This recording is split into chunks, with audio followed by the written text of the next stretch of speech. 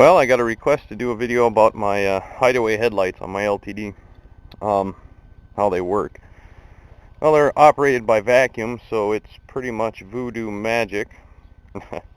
Alright, I'm just kidding about that. It's a vacuum operated system, but I've looked and you really can't see what's going on when you're on the looking at the car. So we're going to go ahead and look at the book, and hopefully it'll show up on film and I can show you what's going on. Alright, we're in here in the shop and I got my 1978 car manual here in front of me. I hope you're going to be able to read this, or at least see the pictures. Basically, this one is my car here, and how it works is you've got a vacuum motor for each headlight mechanism. And a vacuum motor is basically a diaphragm with a rod attached to it that when you apply a vacuum to one side or the other, the light either opens or closes. Now that gets manifold vacuum up here, up on top, and it's got a little one-way check valve, so when you turn the car off, it holds vacuum here and your lights stay closed. If you lose vacuum, these are set to fail open, which means if you lose vacuum, they'll open up because there's a little spring inside that vacuum motor that'll push it open. We've got a little reservoir tank here that keeps a little bit of vacuum in there for if you shut off the car, the lights will still close, maybe once or twice, not for too many times though.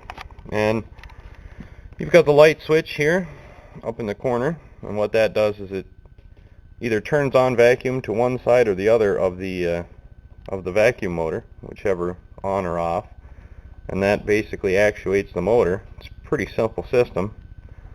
If you got a leak in the system, your headlights will open up. It says in here it's supposed to last for, I think, 18 hours. I think is the how long it's supposed to. Yep, minimum of 18 hours. That's a normal leak. So it's a pretty simple system. I mean, it looks like a lot of vacuum lines, but it's not really hard to figure out. You basically got two that come in. Alright, piece of shit camera died. I gotta get some rechargeable batteries. It's getting kind of spendy to put regular ones in, but anyway, back to it. We've got two lines that come out of here that one will have vacuum on it and one will be open to atmospheric pressure.